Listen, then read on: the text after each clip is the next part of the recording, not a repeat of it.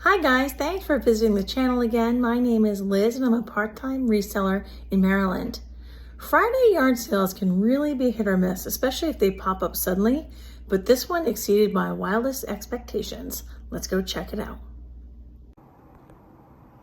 So I wanted to share some really cool and unique things that I found recently at a yard sale that popped up unexpectedly on a Friday morning. And the reason I want to share these is not only because these are teachable moments for things you might not realize have value, but also because you should always keep looking for yard sales and estate sales to pop up, because if you almost miss them, then that means other people probably missed them and you can be first on the scene and maybe get some really cool stuff and make some good money having fun picking. So we'll do left to right. This is a concrete dog statue. I talked to the owner, the seller, a little about whether it was a Boston Terrier or a French Bulldog. But when I used Google Lens on it, I was shocked by the comps, as I think you will be. This thing is farm fresh, by the way, so there are cobwebs and everything on it. Now this guy's not quite perfect, but he's close enough. And I think you could touch up that left ear a little bit. The rest just needs to be wiped down. These are really, really highly sought after. Now I don't really want to ship this, so I tend to reduce the price significantly on things I don't want to ship by like half at least and just sell it locally, but you might choose to do differently. I don't like to risk rare items in the mail if I think I can't pack them, and I feel like chalkware and cement and slate are they're actually harder to ship a lot of the time than glass. But check out that comp on that guy, and he was $3. Wow, he looks surprised. Now it wouldn't be a picking day if I didn't find a wooden box or three to pick up. And I love these old soda crates. This one happens to be for ginger ale, which is a little bit covered up. People like to decorate with these. They like to use them in their booths to display records or other items. You can stack them the way I did with these two. I think I paid $15 for that, but it's worth about $85, so I feel like that's cool. Now I probably won't get $85, but I certainly could ship that. It's not that big actually. I'll probably put that in my booth or in the stack of boxes I have on my porch at the moment. I really liked this Star of Henry Bright Pounds box. It's just, there's something really cool about the stenciling on it. Now it says 1876, but I'm not sure that this particular box is from 1876. I think this may be tobacco brand or company. I've only done a little bit of research, so forgive me. Maybe started then. The condition of it is really pretty good, so I don't think it's quite that old, and the stenciling is pretty clear. But it does have some value, and even more because it has that sliding lid, which is awesome. I picked up a few things that didn't have a lot of value because I tend to move quickly and just buy what I like, as you know. This little school box, it's a little metal like pencil case or crayon box. You can put your school supplies in it. It's about a $15 piece, but I think I only paid a couple of bucks, so not a big deal. And I actually bought these two. These are sort of like big shot glasses because they match some low balls or rock glasses that I already have. I guess it's rocks, not rock. I'm not that old, sorry. Or maybe I don't drink that much. Anyway, these kind of matched and I thought they were really cool. I didn't find these exact ones yet, but if I do, I'll put up the screenshot. I found similar ones, like I said, by Culver. Are these Culver? They are. But they were the larger size, and it was shocking. I think a set of 3 was like $200 or something. So I have never seen these before, so it is possible that they are worth quite a bit, although not quite that much. For some reason, my brain told me that this was something I should pick up, and it probably isn't. It's not really worth that much, but it has that sort of like 80s look to it, and I couldn't resist. I didn't lose money. I will still make money once that sells, but not a huge money maker. Now, that could be an exception for this brand, the sports sack, if you have like a piece that's bigger or, you know, like more complex. This is just a simple little makeup bag or clutch. I can't stop myself from buying these. Have I ever used them? No. Do I think they're so cool? Yes. The graphics and everything, I don't know, it just does something to me. So I buy stuff like this. I like to display, like make displays with stuff like that. I suppose if you got a hole in your pan, which I don't think that happens anymore, does it? Leave me a comment if you've ever gotten a hole in your pan that you need to mend with one of these. But I just think they're cool. They do have some value. I guess they were originally 15 cents. I could sell these for $15 each, allegedly, online. That's not a sold comp. I'll probably put them in the booth for just a few dollars. I don't think that they're that desirable. And you know what? I forgot to look this item up. Swat that fly. This just had that certain je ne sais quoi. And then it said El Vampiro, which is not a language I speak, but I like what it looks like it's saying. Anyway, I'll check this out and throw up a comp if there is one that I can find. Sometimes I'm just drawn to the packaging, as we all are, in love and in picking. Okay, anyway, moving right along. So this box, I couldn't find this exact brand. And this, again, I do think this is vintage, but I don't know how vintage. So I picked this up because it was Narragansett brand. And if you've been watching the channel for a while, you know I'm originally from Rhode Island, very familiar with the Narragansett Indians. Sorry, I know that they're not Indians anymore, but that's what we called them when we were kids. So obviously, yes, Native Americans, but packed in Canada, but then it's from Providence, Rhode Island. So I don't know. I'll probably keep this. These little, like, I don't understand, but these little fish boxes have some value, $25, but this one maybe has more because it's more rare. Not sure. I love it for me, and sometimes that's just all you need to do. Just love it for yourself. An art dealer who I really admire, Jillian Bryce, once said to me, just buy what you love and the rest will work itself out. And she was right.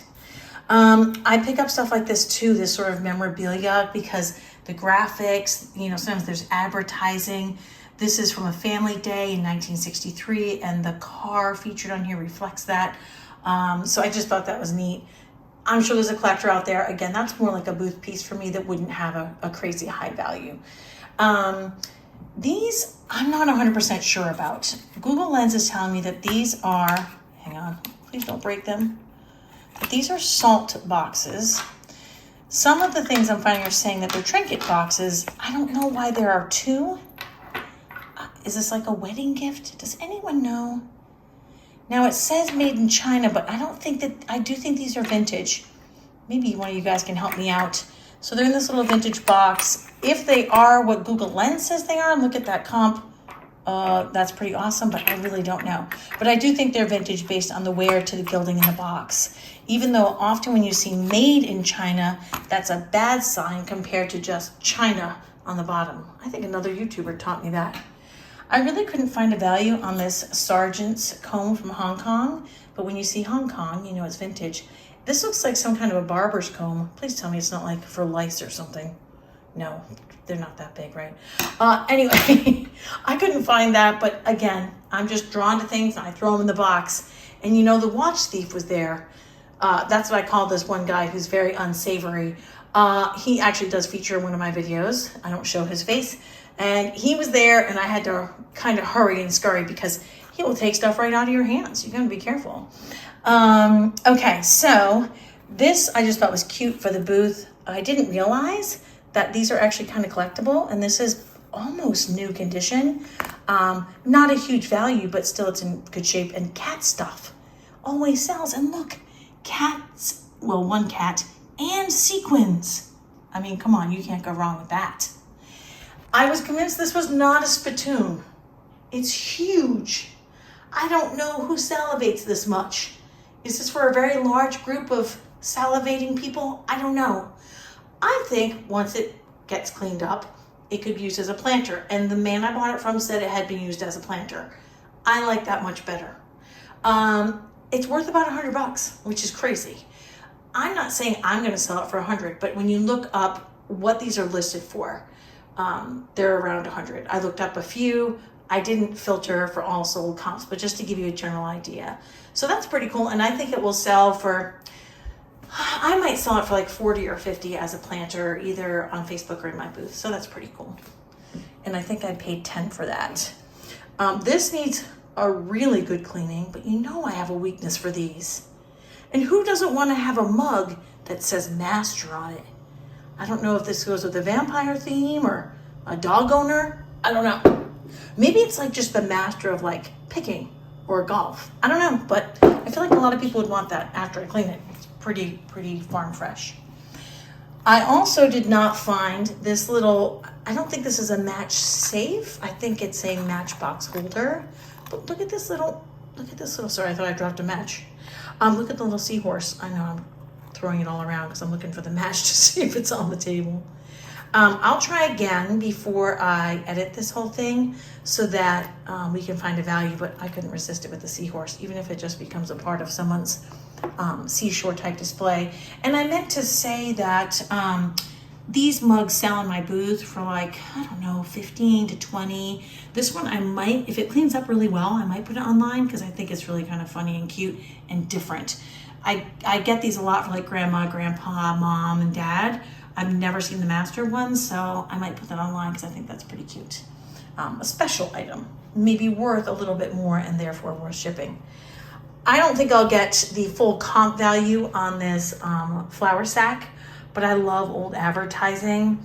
And I don't know, maybe in a former life I was a seamstress because I keep thinking about sewing stuff, but I actually don't know how to sew.